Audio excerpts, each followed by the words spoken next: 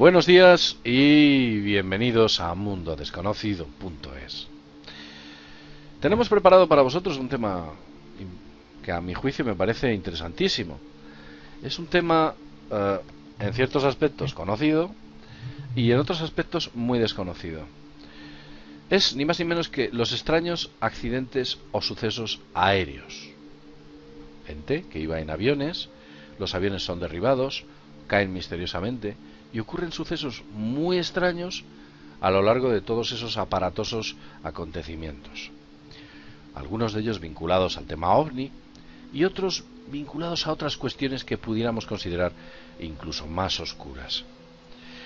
El caso es que el programa de hoy estamos seguros que os va a gustar porque vamos a hablar de algunos accidentes y sucesos que casi con total seguridad jamás hayáis oído hablar, porque la repercusión que hubo de los mismos en el mundo latino, en el mundo hispano o en el mundo sudamericano fue muy pequeña. Para hablar de todo esto traemos y tenemos a Vicente Fuentes, que es nuestro especialista en ovnis y en otras muchas cosas, que desde luego nos va a aportar innumerables datos sobre estas cuestiones. ¿Qué tal, Vicente? ¿Qué tal estás? Hola, muy buenas a todos. Encantado de estar una vez más en Mundo Desconocido. Un tema interesantísimo el de los incidentes aéreos, con una casuística que abarca muchos países y todas las décadas del siglo XX y también del siglo XXI. Efectivamente, han ocurrido muchas cosas en el aire. Y en el aire parece ser que no hay tantos testigos. Al final lo que quedan son en ocasiones pruebas circunstanciales, pruebas materiales, que reconstruyendo todo aquello se llega a una hipótesis. Pero el problema viene cuando, por ejemplo, un avión o varios aviones son derribados y nadie sabe por qué han podido ser derribados. ¿No es verdad, Vicente? Efectivamente, quizá uno de los casos más curiosos ocurre en el año 2002 en el Lviv, en Ucrania, en donde se produce un accidente aéreo de una aeronave militar en una exhibición con mucho público asistente, y resulta que un extrañísimo objeto volador no identificado parece cruzarse en la trayectoria de ese avión cuando se está empezando pues a desestabilizar. Es interesante porque este tipo de objetos aparecen también en los incidentes relacionados con transbordadores espaciales, como por ejemplo el del Challenger en el año 1986 o en el del Columbia en el año 2003. Fíjate qué curioso que existe una gran morfología dentro de estos incidentes ovni relacionados con accidentes aéreos. Los hemos visto como ovnis muy alargados, así como tipo cigarro, los hemos visto como ovnis lumínicos, con geometría esférica, pero sobre todo, y es bastante común ver que la fisionomía y la disposición de estos objetos suele ser de forma discoidal en muchos de los casos. Si te parece bien, podemos evaluar algunos casos ocurridos en la década de los 40. Sí, la década de los 40 fue una década muy interesante. La aviación despega. Y cuando digo que despega es que empiezan a aparecer nuevas tecnologías y mejorar las antiguas para que esos aviones sean mucho más eficientes. En la década de los 40 y creo que en la Segunda Guerra Mundial se empiezan a ver extrañas luces en algunos vuelos, concretamente en Francia. Los denominan los Foo Fighter, que también los veían los alemanes y decían que eran aparatos norteamericanos o de las fuerzas de los aliados, y lo veían los aliados, que decían que era de los alemanes. El caso es que esos aparatos ahí estaban y esos Foo Fighter aparecieron. Pero años después ocurrió un acontecimiento que marcó historia. Un acontecimiento en el cual una serie de aviones desaparecen y al mando de esos aviones iba un tipo que desde luego en nada se puede decir que era novato, que era más veterano que el Capitán Trueno. Háblanos de ese famoso incidente. Sí, JL, mira, estamos hablando del teniente Taylor, el cual, pues dirige un escuadrón llamado el Vuelo 19, que además, curiosamente, aparece en la película Encuentros en la tercera fase. Seguramente algunos de los televidentes pues puedan acordarse del principio de la película. Entonces, lo cierto es que esto ocurre el día 5 de diciembre del año 45. Son aviones bombarderos, torpederos, Grumman, TBM-3 Avenger. Y bueno, pues van a hacer la Segunda Guerra Mundial ya ha terminado y van a hacer pues como una misión, unas maniobras militares muy cerca de Miami. De hecho, es curioso porque esto se emplaza dentro de la casuística que está relacionada con el famoso Triángulo de las Bermudas. Lo que pasa es que este caso tiene informes militares que avalan que todo esto fue real. Fíjate qué curioso lo que ocurrió. Llegó un momento en el que cuando estaban volviendo aquellos aviones, los cinco aviones tienen un problema con los aparatos de orientación, las brújulas, todo lo que es la altura, todo lo que es su posicionamiento. Parece que se rompe, parece que misteriosamente se colapsa en los 5 aviones a la vez. Entonces, las comunicaciones que tiene el teniente Taylor son interesantísimas porque expone que han perdido el rumbo, que no pueden ver tierra, cuando deberían de poder tener un horizonte muy claramente definido. Fíjate que interesante también que pone que en las comunicaciones transcritas el teniente Taylor expone que el océano no tiene un aspecto normal, no tiene, y tampoco el sol se ve de una manera normal, como si hubiesen pasado a un estrato de la realidad, a un plano de la realidad diferente. Bueno, además quiero recordar que Taylor no era la primera vez que hacía ese vuelo, que Taylor estaba aburrido ya de hacer ese vuelo, lo conocía perfectamente, incluso prácticamente no necesitaba la brújula para conocer el camino de ida y el camino de vuelta.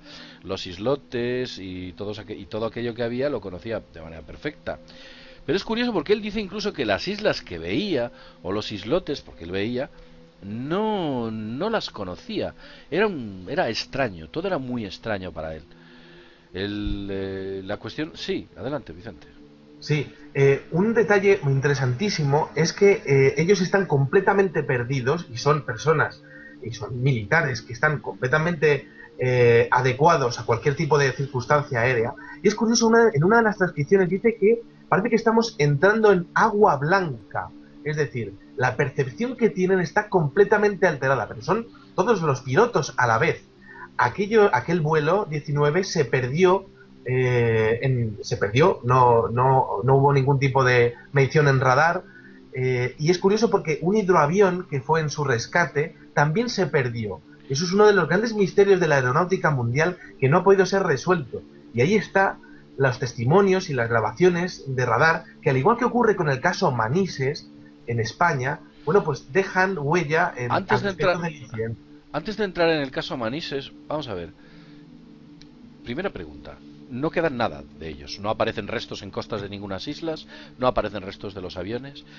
He oído, o tengo entendido, que la torre de control decían que la voz como que se fuera apagando al final, como que se les iba apagando, como que iban desapareciendo la voz que emitían por radio. También tengo entendido que, como tú bien has dicho, que enviaron un hidroavión, me parece que era un Mariner, un Avenger, Sí. un Avenger. Sí, era un Mariner o un Avenger, no recuerdo cuál, un hidroavión, con lo cual si el hidroavión hubiese tenido cualquier problema, tanto de combustible o mecánico, hubiese podido aterrizar perfectamente en la superficie del mar. No se encuentran restos ni del Avenger, ni del Mariner, ni absolutamente nada. Esto desaparece de manera totalmente misteriosa. E incluso tengo entendido, porque me lo has comentado recientemente, que alguien a posteriori debe dejar 5 Avengers allí intentando justificar o explicar, ¿sabes? Que efectivamente esos aviones estaban bajo el mar y habían sido derribados o habían caído porque no tenían combustible. Pero eso era falso, ¿verdad? Efectivamente, cerca de la zona de Puerto Rico fueron descubiertos unos años después 5 aviones, pero qué curioso que las matrículas de los aviones no coincidían con las matrículas del famoso vuelo 19. Es decir, hubo alguien que se ocupó, con un gran presupuesto además, de dejar 5 aviones similares en características para intentar confundir y cerrar el caso. Bueno, estabas hablando del caso del incidente en Manises. El incidente en Manises, se ha hablado de él en múltiples ocasiones. Si quieres, haznos un breve resumen, qué es lo que le ocurre a aquel TAE 297, ¿puede ser? Efectivamente, el TAE 297, que va en rumbo desde Mallorca a las Islas Canarias y tiene un incidente ovni importantísimo en el cual se pone en riesgo la seguridad del vuelo. Bueno, el comandante Lerdo de Tejada decide hacer un aterrizaje de emergencia en el aeropuerto de Valencia y se observa perfectamente cómo uno de los objetos, eran 2 objetos ovnis lumínicos de color rojo, que además él asegura que están haciendo maniobras absolutamente imposibles para la aeronáutica moderna, bueno, pues llegan a seguirles y de hecho hay algunas fotografías que diferentes testigos llegan a realizar. Es curioso porque el ejército español llega a controlar el caso hasta niveles increíbles, silenciando a todos los testigos y recuperando los negativos de todas las fotografías hechas. Y esto es una constante dentro de todos los incidentes ovnis que ha habido a lo largo de la historia, porque existen... Espera, creo que incluso envían un Mirage, ¿no? Un avión. Efectivamente, un Mirage F1 que va persiguiendo a aquellos ovnis y llega a tener un encuentro con ellos absolutamente curioso, muy curioso, porque tiene una distancia de seguridad ese ovni con ese avión que se acerca y de hecho el avión llega a tener un control externo de lo que es su armamento. Pierde el avión, control y el control lo toma el ovni porque intenta lanzar un misil o intenta apretar, digamos que el disparador del cañón que tiene el avión y no puede. Pero creo que recibe una señal muy extraña radiofónica, ¿verdad? Tengo entendido que el piloto de ese F1 no quiero poner la mano en el fuego porque a lo mejor me estoy equivocando. Vicente está sonriendo porque sabe de lo que voy a hablar. Creo que ese piloto escucha unas voces, ¿verdad? Efectivamente. Unas voces que eran voces de niños. Efectivamente, Eran voces de niños, algo espantoso. Imaginaos qué escena, que dentro de un artefacto que supera todas tus posibilidades militares, de repente aparecen las voces de unos niños. Una cosa extrañísima. Y teniendo en cuenta, sobre todo, el hecho de que son comunicaciones militares con frecuencias militares. No existen radioaficionados que sean capaces de entrar en esas frecuencias que utiliza el ejército español. Es un auténtico misterio porque aquello fue recibido cuando el avión se estaba aproximando a aquel gigantesco objeto que estaba además sobrevolando en aquellos momentos la ciudad de Zaragoza. Sí, efectivamente así es. Bueno, vamos a hablar, voy a contar yo un caso ahora. Sí. Un caso muy poco conocido, como en el Estado español y posiblemente en Sudamérica. Un caso que ha pasado por la historia de la casuística de los accidentes aéreos, pues como cualquier otro. Y sin embargo, puede que este caso sea el más misterioso de toda la historia de los accidentes por lo que ocurrió aquel día. Era el vuelo, concretamente el Egypt Air, el 990, y partía de Nueva York en dirección al Cairo. En aquel avión había 203 pasajeros, 9 tripulantes y 5 pilotos. El primer oficial se llamaba Adel Anwar, un piloto ya veterano que había superado todas las pruebas y test psicológicos. Se le acusa de ese accidente en el cual mueren todos. Hay un accidente cuando se están aproximando al Cairo y todos, absolutamente todos, mueren. Se empieza la investigación, se rescata la caja negra y se descubre que en la caja negra se escuchen voces por parte del primer oficial, de Regan One, quien dice una frase mal traducida que dice lo siguiente: pongo mi vida en sus manos. En realidad es un equivalente dentro del cristianismo, esta gente es islámica, dentro del cristianismo a oh Dios mío, para que ustedes me entiendan. Este hombre, junto con otros que había, hablan de el capitán que era Ahmed Alawai. Es un hombre casado, un hombre con hijos, que por cierto su mujer estaba embarazada y esperaba otro hijo, y se le definía como una persona feliz y alegre, no tenía ningún problema en la vida. Tampoco se consideró la posibilidad de que se hubiese suicidado, y estoy hablando de suicidio porque en la caja negra que aparece, digamos que los desperfectos que ese avión tenía eran mínimos, como una bajada leve de presión de aceite. Pero a ese avión le ocurren cosas muy extrañas. Ese avión emprende un picado, luego ocurren cosas muy extrañas y se estrella contra el mar. Vemos que todos los pilotos y la tripulación están en situaciones bastante óptimas, pero sin embargo hay algunos personajes de la NTSB. La NTSB es una especie de organismo norteamericano que se encarga de investigar todos los accidentes aéreos, que traducen una curiosa frase de alguien que inicialmente confunden con Awari, pero que posteriormente la identifican con otro piloto, otro oficial que se llama Gamael Al-Battuti. Gamal al-Battuti, al que alegan que posiblemente él decidiese suicidarse estrellando el avión, pronuncia una frase que es la siguiente: he tomado mi decisión ahora.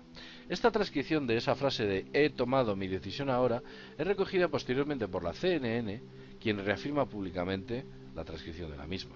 Pero ocurre algo curioso. La frase que dice no es esa. La auténtica frase que dice este hombre, Battuti, es pongo mi fe en manos de Dios, que es el equivalente, para que entendáis dentro del contexto cristiano, a decir algo así como Dios mío, ayúdame, o Dios mío, échame una mano, o Dios mío, algo así, para que lo entendáis. Con lo cual vemos que la teoría del suicidio no encaja muy correctamente, máxime cuando toda la tripulación había superado los test psicológicos. Incluso al propio Battuti se le definía como una persona alegre, contenta, era un tipo muy gracioso, no tenía problemas de dinero, porque incluso se llegó a alegar que había suicidado para que su familia cobrase el seguro. Desde luego es absurdo pronunciar frases así y luego pretender cobrar el seguro, que tampoco era cierto, porque este hombre económicamente andaba bien y tenía planes con sus familias. Se desmienten las presuntas depresiones con Battuti, eso desmiente su familia y los test psicológicos, así como todos los amigos que rodean el suceso. Con lo cual vemos que incluso Battuti era un hombre profundamente religioso, era un hombre muy religioso. Recordemos que en el Islam el suicidio no está contemplado, está castigado como delito, y por ese castigo no vas al cielo, que es, digamos, que la obra máxima de un islámico es haber tenido una vida correcta, honrosa y honorable e ir al cielo. Pues si te suicidas no vas al cielo. Pero vamos a ver qué es lo que ocurre durante ese viaje, porque aquí es donde la matan. Este avión, cuando se encontraba a 33.000 pies de altura, misteriosamente alguien, no se sabe cómo, se desconecta el piloto automático.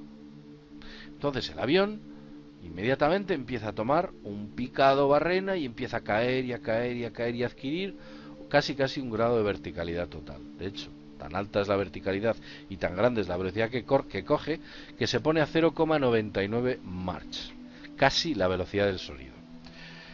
El avión en cuestión, del que estamos hablando, no es ni más ni menos que un 767, está preparado para aguantar 0,86 Mach. A partir de ahí, su aviónica se destruye. El aparato deja de funcionar y literalmente se hace migajas. Sin embargo, el aparato aguanta 0,99 Mach, por las circunstancias que sean, porque estaba en muy buen estado, tenía un buen mantenimiento. Produce lo que se llama el efecto de gravedad cero. Cuando caes a esa velocidad, tu velocidad de caída se compensa y te encuentras, pues, como en el espacio, como una especie de gravidez. Controlar un avión dentro de una gravidez, de un estado de gravidez, es muy complejo, muy complejo. Y sin embargo, aparentemente consiguen en esas condiciones, gravedad cero, Mach 0,99, y habiendo perdido 18.000 pies a gran velocidad, recuperar el aparato. Estos pilotos consiguen hacerse con el control, que inicialmente en las primeras investigaciones decía que había una lucha entre los pilotos, y después de traducir correctamente la caja negra se descubre que lo que hay es una cooperación para salvar la nave, que finalmente la salvan y pasa a los 15.000 metros de altura en un estado de verticalidad. Habían salvado a la nave, pero hay un problema adicional. A esos 15.000 metros de altura los motores se paran.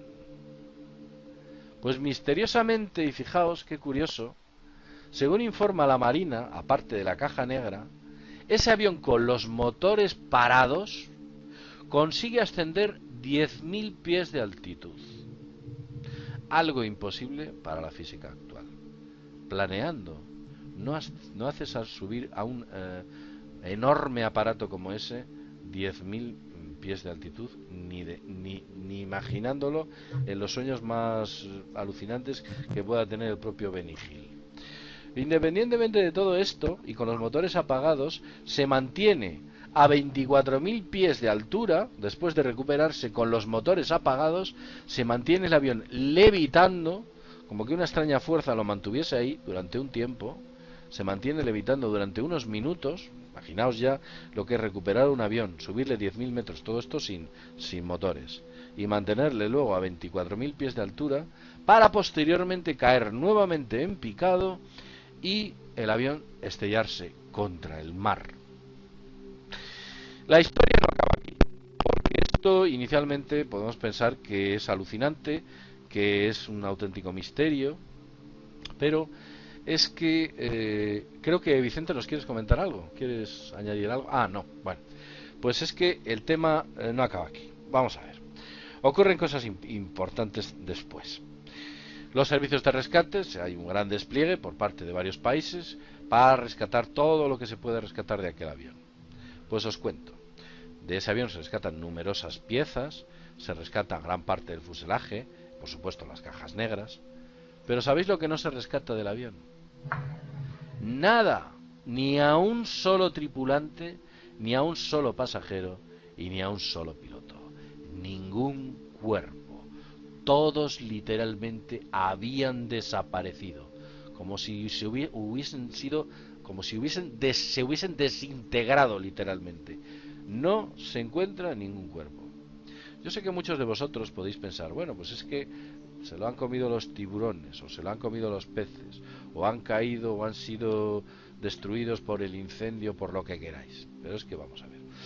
Hay un caso muy curioso en el que ocurre prácticamente lo mismo, y es el vuelo de Iran Air, el vuelo 655, en el cual mueren, quiero recordar, voy a decirlo de memoria, creo que son 290 personas, a lo mejor la cifra es desmesurada. Bueno, pues ese avión se cae al mar, y los cuerpos cuando caen al mar, ¿sabéis lo que ocurre? Que flotan. Y de este vuelo, concretamente del Iran Air, del 655, recuperan 170 cadáveres, de los cuales 40 incluso son identificados. Cosa que no sucede en el Egypt Air, en el 990, del que no aparece nada ni nadie.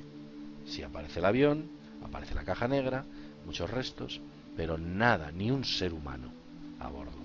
¿Qué es lo que había pasado? ¿Dónde han ido estas? Pues imaginaos, estamos hablando de 217 personas aproximadamente. ¿Dónde han ido? ¿Dónde se encuentran? Continúo. Resulta que por la época, el momento en el que estaban sucediendo los hechos, los pilotos de Egypt Air empiezan a reportar y a informar sobre extraños sucesos que ven en el aire. ¿Y a qué me estoy refiriendo? Pues muy sencillo. Resulta que los pilotos de Egypt Air sobre aquella época estaban reportando, y cito literalmente, lo que ellos denominaban aeronaves desconocidas de aspecto exótico. Aviones, por llamarles de alguna manera, por definirles, según los propios pilotos de alguna manera, que no conocían ni su forma, ni su aviónica, ni nada. Y aparecían bastantes de estos aviones. Continúo.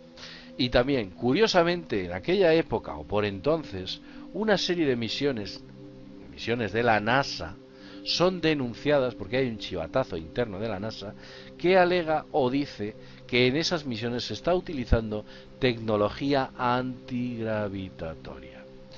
Y son concretamente la misión STS-48 y la misión STS-80.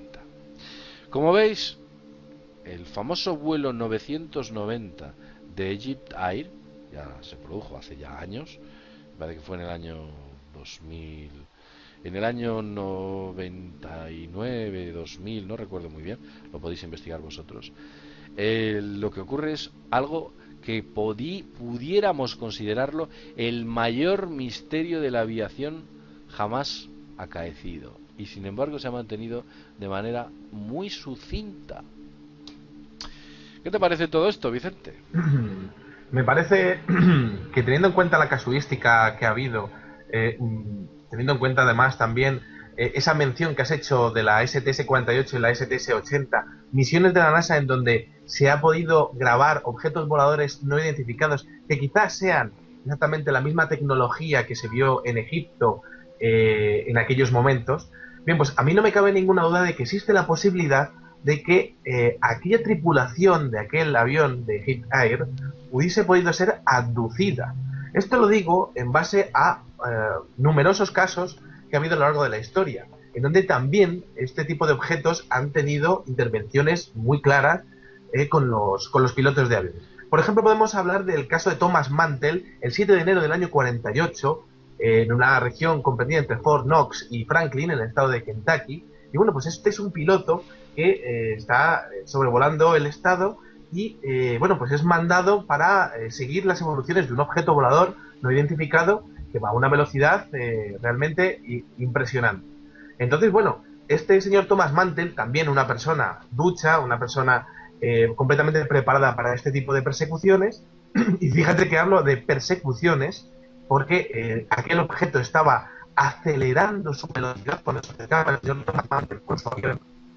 Pues resulta que este señor sube a una altura de unos 6.000 metros, pierde el oxígeno de su cabina y cae al vacío y tiene un accidente aéreo.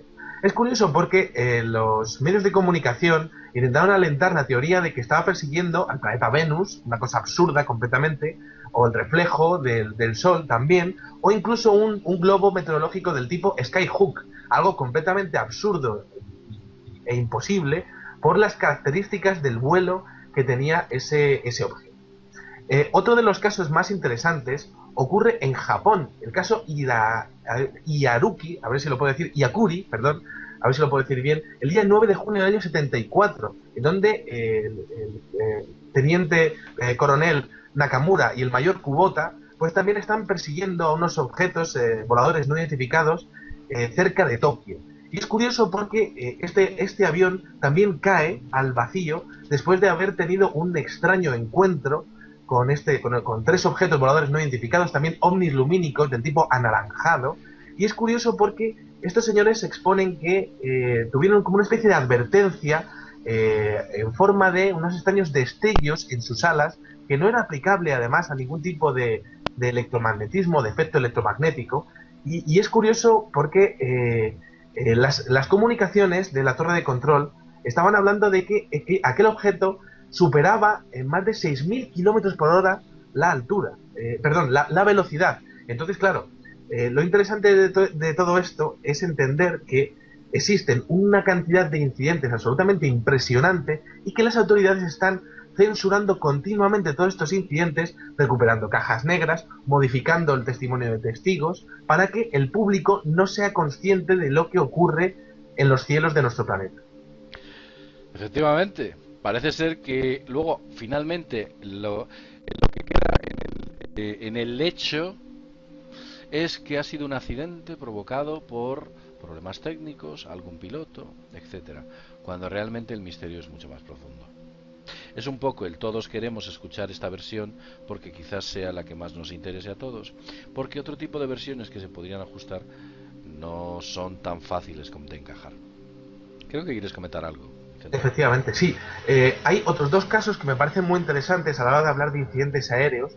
Es un caso ocurrido en Múnich el día 11 de julio del año 73, el caso Humlin Way, en donde unos militares están también persiguiendo con un avión Phantom F-4F, pues un extraño objeto volador no identificado de dimensiones colosales, y resulta que empiezan a acercarse y llegan a un momento en el que pierden el control de su avión y, según el testimonio de estos pilotos que luego fueron desacreditados, como ocurre muchas veces en muchos casos ovni, pues resulta que estos señores exponen que se meten en el interior de ese objeto como si les estuviese absorbiendo, y las declaraciones son interesantísimas porque dicen que textualmente el Dieter Humlin dice que solo recuerda que le pareció que había pasado a través de una nube mientras que tenía la impresión de que salía de este mundo, pero lo que pasa es que esa nube daba un efecto en radar y tenía unas dimensiones de más de 340 metros de diámetro.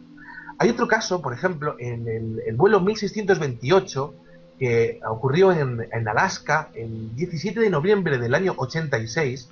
Es un avión japonés modelo HAL 747 que tiene un encuentro con una aeronave de forma discoidal, de dimensiones también absolutamente colosales, y es curioso porque también se vio pues perjudicada o tuvo peligro la seguridad del vuelo, y cuando aterrizaron pues el piloto fue entrevistado por miembros del FBI, de la CIA y miembros del gabinete de Reagan, que no se acreditaron. Es curioso porque, aunque esto pueda parecer de película, a los pilotos, a Conrad Way que es exactamente, a Conrad Weider en el caso de Múnich y en los pilotos del vuelo 1628, se les expresó muy claramente que no tenían que decir que la reunión se había producido, es decir, un oscurantismo brutal para poder pues seguir con la cortina de humo referente al fenómeno ovni, que llega a poner en peligro la seguridad de muchos vuelos, tanto militares como civiles. Efectivamente. Bueno, llevamos 30 minutos, vamos ya un montón de tiempo. Hay un montón de incidentes y sucesos. Yo voy a contar uno, muy brevemente, pues no tenemos mucho tiempo. Concretamente se llama el vuelo TUA 800. El TUA 800. El TUA 800 se produjo en el año 1996, pero hoy, a fecha de hoy, estamos hablando de que hace una semana me he enterado que todavía sigue habiendo resoluciones y sigue investigando el vuelo TUA 800. El vuelo TUA 800 es un avión, un 747 de gran capacidad, en el cual vuelan más de 200 personas, despega de Nueva York y se dirige con dirección a París. Misteriosamente, aproximadamente a los 12 minutos de vuelo, poco después de despegar, este avión literalmente estalla en el aire, sin ninguna explicación aparente. Los restos del avión se reparten en muchas millas cuadradas, muchos kilómetros cuadrados y kilómetros cuadrados, se hace miguitas literalmente el avión. Y por supuesto, lo más extraño no es que ese avión se haya hecho miguitas, porque la versión oficial alega y dice que es debido a que uno de los tanques de combustible explota. Hasta ahí todo podría parecer correcto, cuando de repente aparecen testigos y fotografías que indican que ese avión, antes de ser derribado, hay gente que ve cómo un misterioso rayo azul se dirige hacia el avión. Incluso hay una fotografía en la que se aprecia algo parecido a un misil o a un rayo que se dirige hacia el avión. Imaginaos. Efectivamente, hay gente que alega que se ve un rayo azul, otros hablan de un rayo verdoso. Hay una fotografía en la que se ve una especie de personas en un cóctel, una fiesta, mucho cielo y una especie de línea acabada con una punta que parece que se dirige hacia el avión. Sea como fuere, el avión es derribado. Pero ¿qué ocurre? Si es que hay cosas muy extrañas. Todos los tripulantes de ese avión, todos los pasajeros, les ocurre un efecto muy curioso. Y es que su sangre se queda coagulada. No se sabe a qué es debido. Hay otro dato muy interesante, y es que los pasajeros aparecen decapitados. Decapitados, imaginad que vais a una gran velocidad, vuestro cuerpo es frenado con una potencia tremenda, vuestro cuerpo está agarrado al asiento, vuestra cabeza no. Entonces, del impacto y la parada tan en seco, los cuerpos aparecen decapitados, como que ese avión hubiese impactado contra algo. El misterio sigue ahí, ahí lo tenemos. Todavía sigue, está abierto. ¿Qué ocurrió con el TUA 800? ¿Qué pasó con ese avión? O nos podemos ir a otro, el misterioso vuelo 477 que parte de París a Brasil, a Río de Janeiro, también, el cual cae en el mar, en esa misteriosa zona que todos conocéis, e intentan desesperadamente acceder a la caja negra. Incluso los franceses envían un submarino atómico para hacerse con esa caja negra. Un avión que cae en misteriosas circunstancias. Todavía el tema está abierto. ¿Por qué cayó aquel avión? No se ha descubierto motivos reales de un fallo del avión, motivos reales de un fallo de los pilotos. ¿Qué es lo que ha ocurrido ahí? Ahora, yo os voy a dar un consejo.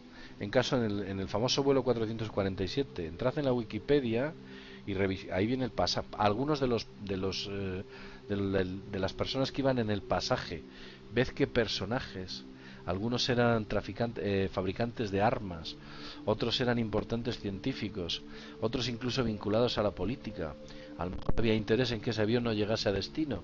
Esto es especulación, ¿eh? La libertad de expresión me permite hacerlo. Hay muchos misterios, un montón de ellos, y Vicente está ahora mismo dando saltos en el asiento esperando decirnos unos cuantos más. Vicente, no tenemos mucho tiempo, pero cuéntanos. Sí. Mira, otro caso abierto es el de Frederick Valentik, ocurrido el día 7 de octubre del año 78, en el que también el ejército australiano estuvo buscando los restos de una avioneta Cessna que jamás fueron encontrados. Y el caso es que este chico era un piloto novel, tampoco es que fuese un aprendiz, pero bueno, tampoco tenía muchas horas de vuelo. Y lo cierto es que reportó a la torre de control de Sydney que estaba persiguiendo, estaba viendo un objeto volador no identificado y empezaba a acercarse a él. Es curioso porque anteriormente aquel objeto había hecho extrañas maniobras pasando por encima repetidamente de su avión. Lo reportó en varias ocasiones y nunca jamás fue encontrado ni el cadáver ni el avión. Es uno de los casos abiertos. Pero fíjate, hay otro caso abierto interesantísimo, el caso de los Santos Montiel en México en el año 75, en donde también otro piloto reporta el encuentro con extraños objetos voladores no identificados que también toman los mandos de su avión, creando un pánico total en la tripulación. Esto es solamente dos casos más de una grandísima cantidad de casuística que, como hemos dicho, pone en evidencia que la seguridad aérea no es tal como nos la están vendiendo desde el poder, sino que existe un poder por encima que es capaz de hacer y deshacer todo lo que quiere y de hecho de elegir las misiones en las que interviene. Uy, efectivamente, hay un poder por encima. Muertes sospechosas. Me parece que fue Matteotti, un ministro. Matteo Totti o Matteotti, un ministro italiano. Ministro, me parece que era el ministro de Energía, que decidió pasar de comprar suministros petroleros a Estados Unidos y a los países de Oriente Medio y pasar a comprar a Rusia. Su avión un día estaba volando y su avión misteriosamente explotó y al final no se pudo llegar a ese acuerdo. El caso de John, el hijo de John Fitzgerald Kennedy, aquel niño que habéis visto en todos los documentales hacer así a su padre en el entierro de John Fitzgerald Kennedy. Ese niño muere en un extraño accidente, niño ya un hombre hecho y derecho, y estaba presentando a las elecciones, se había metido dentro de política. Muere en un misterioso accidente aéreo donde parece ser que no hay causas aparentes de por qué esa avioneta en la que viajaba se vino abajo. Casos como por ejemplo de Amelia Hart, también una de las históricas, una heroína dentro de lo que es el mundo de la aviación, que desaparece misteriosamente en el Pacífico sin dejar rastro por ningún tipo. Otro caso como por ejemplo el caso de Stendek, y se llama así porque fueron las últimas comunicaciones que el piloto dejó en un vuelo que hubo en el año 1947 entre, me parece que fue Argentina, concretamente desde Argentina a Chile. Estaba haciendo un vuelo estaban haciendo un vuelo, era un vuelo complicado porque tenían que superar la cordillera andina. Lo que pasa es que aquellos pilotos eran pilotos avezados, gente muy experimentada, incluso que algunos de ellos habían estado en la Segunda Guerra Mundial y habían hecho muchísimas misiones, y sin embargo misteriosamente dejan unos extraños mensajes. Luego posteriormente aparece el avión en un glaciar, todo es muy extraño. ¿Por qué sus últimas palabras fueron Stendek? Lo dijeron por Morse y lo repitieron en varias ocasiones, que algunos alegan que se equivocaban y que querían decir otra cosa. No, ellos ponían Stendek porque querían decir Stendek y no se sabe qué mente había detrás que estaba transmitiendo este mensaje. Todo es muy extraño, muy difuso, hay un montón de casos. Seguramente que Vicente tiene otro montón de casos guardados y que seguimos sin poder explicar. Y lo peor no es lo que tenemos, lo peor no es lo que ha ocurrido, seguramente lo peor es lo que venga. Casos tan inexplicables como por ejemplo las Torres Gemelas, ¿verdad? El famoso vuelo 900, el famoso vuelo 77, todos estos vuelos que son misteriosos y en extrañas circunstancias desaparecen y que no quedan correctamente explicados.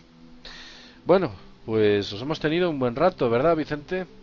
Sí, sí, la verdad es que el programa ha dado para mucho. Nos quedamos aquí, pero podríamos continuar con decenas, cientos de casos más en donde lo inexplicable vuelve a contactar con el ser humano, en este caso, en los cielos. Así es.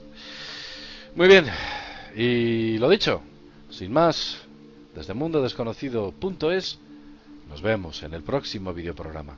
Hasta pronto.